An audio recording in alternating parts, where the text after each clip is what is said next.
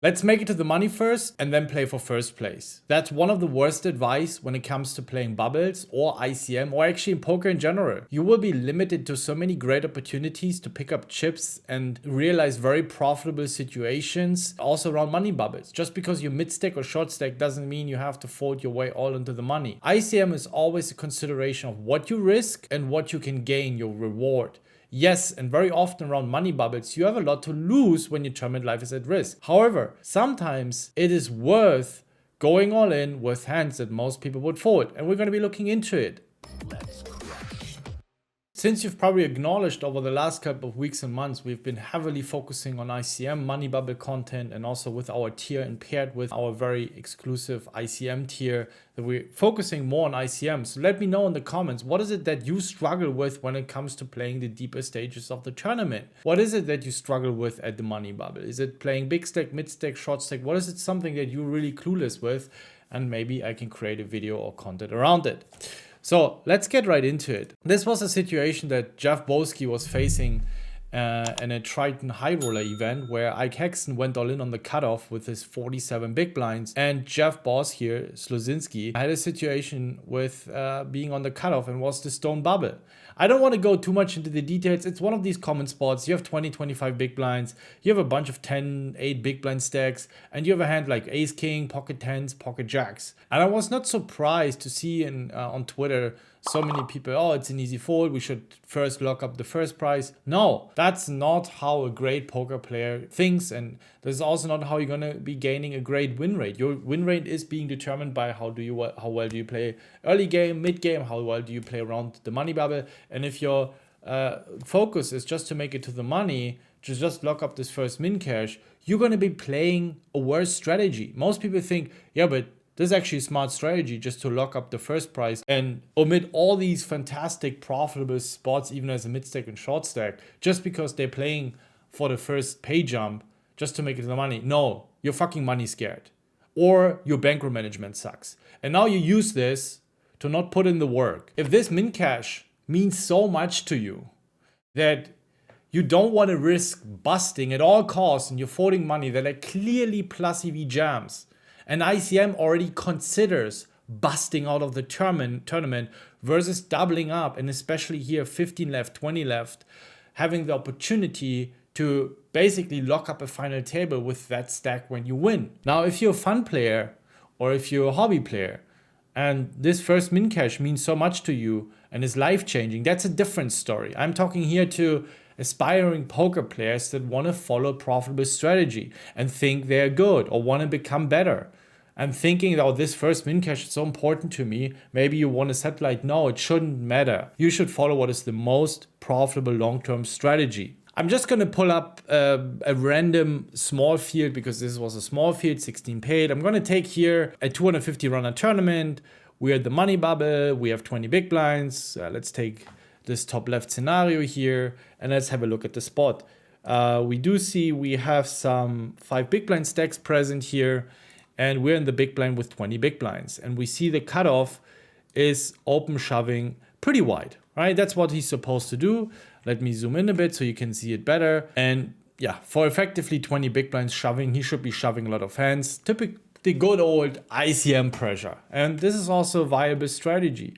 But if we look at the big blind here facing an open jam versus the cutoff, you can see that he's actually calling quite wide. And that's not bad at small field bubbles. However, there's of course a consideration to be made whether cutoff is going to be open shoving that many hands.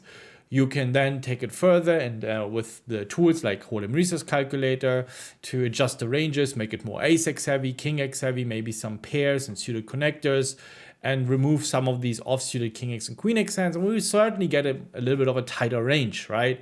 But it's not like, oh, we should just be calling aces or kings. No, that's not the case. It also depends on the first pay jump.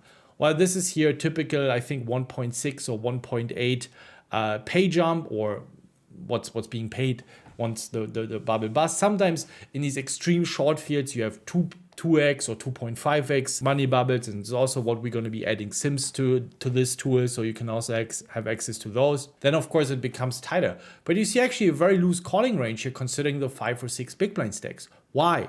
Let me explain. Now, again, ICM always considers risk and reward. Now here the reward of doubling up is insane. With 40 left, we have a solid stack to run it really, really deep and also make the next pay jumps that are typically very soon, right? With like 10 more players to bust, you reach the next pay jump and another 10 players. And with 40 big blinds, you're very likely going to be reaching those as well. If I show you what an 8 big blind stack is supposed to call, you will be surprised. So let's take the button here facing an open jam versus the cutoff. Boom, it's a lot tighter. One might think, wow, but the button is so much shorter. Shouldn't be calling a lot wider than the big blind? No, essentially both risk exactly the same. Busting at the money bubble. There's no difference. Both have exactly the same risk. If the button can easily fold its way into the money with like a 5 big blind and 6 big blind stack being present. So the question now here, what is the reward? What is the upside? Well, he doubles up to 16 big blinds, but with 10 players more to go, he probably needs another double up to make it to the next pay jump. So now ICM understands, well, the upsides for him of doubling up are not that great. So now his agenda becomes to, all right, we're still going to be calling wide, wider than most people think. So it's not just we at all costs fold our way to the money. We're still risking bubbling, but making to the first pay jump has a bit of a higher priority for the big blind, who now has a great opportunity to call it off with a 70 or 80% equity hand. Sometimes it's a coin flip, so be it. But very often he's going to be ahead with all of the hands that he's calling. He shouldn't be never really be dominated here by any of these hands that cutoff is shoving. Maybe if cutoff is shoving ace-10 off, but again, ace-9 suited, you just dominate so many hands that cutoff is shoving. So that's why as a 15 or 20 or 25 big blind stack, very often you're going to be calling a lot wider than those short stacks that can still make it comfortably into the money by just folding their way into the money. But as these bigger stacks, you can actually call off quite wider. Now, it depends on the field size, of course, and it's very important to study this and practice this, because if you are not being able to identify these spots, that can cost you a lot of money. Now, we should of course also consider future game and edge, meaning that we shouldn't be making all of these marginal calls, and also consider that if there are 40 or 50 players left, that there are very likely still some weaker opponents that punted off at the money bubble. They don't understand ICM.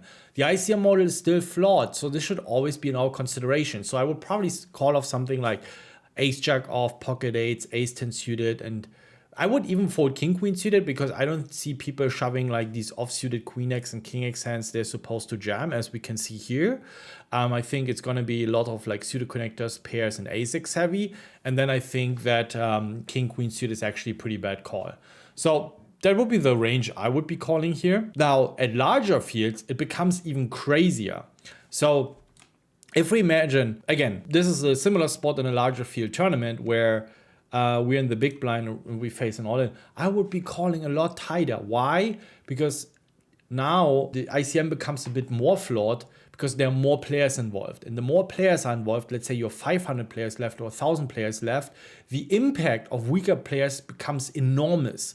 Meaning that ICM always assumes everyone plays perfect ICM, right? But that's obviously not the case. You will have so many players punting it off that in larger field bubbles, you want to be even crazy tight. I would probably here call, if this would be a similar situation, I would fold the bottom 2 combos or even the bottom 3 combos. I would be folding ace king off, ace queen suited.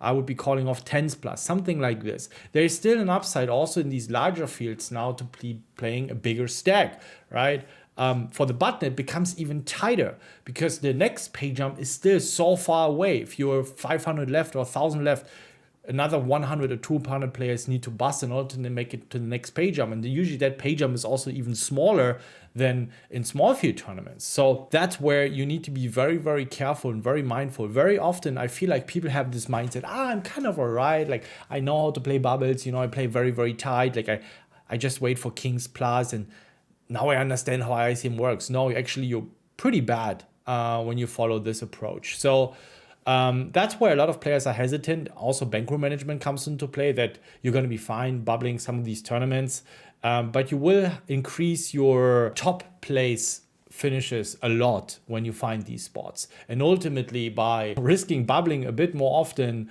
versus then also having significant more amount of deep runs, like real deep runs, where you play final tables and also reach the final tables with a bigger stack, and you can also start applying more pressure, and you're not one of the short stacks, and then you really need to rely on good hands, that cannot result in a good win rate or big ROI in tournaments. So it is very important to practice this. You can practice this with our trainer. You can quiz all these kind of different ranges. You have small field, medium field, large field, everything you need to know for playing deeper stages. And as you probably have already seen, we've also have ICM adjusted early game, mid game ranges, considering the payout structures, a lot more realistic tournament ranges. If you want to check it out, we put everything in the description. It also comes with exclusive access to our Discord group as well as video content. You will see a lot of these posts that I'm just scrolling through. There's also videos attached that explain you additional thoughts, why we want to be playing very tight and loose, and you start understanding finally ICM poker. I know it's a huge pain. It's very difficult to run all these spots by yourself. For us, it takes days to run some of these spots. So you get it all here, and we keep adding more and more spots. Also final table, final two table with different stacks. So you get really good and confident with playing a short stack, mid stack, and big stack against different stacks. And you're not going to making these ICM blunders anymore. And you actually will find some really crazy exploits. I hope you guys enjoyed that video. And from now on, you're going to be crushing those money bubbles.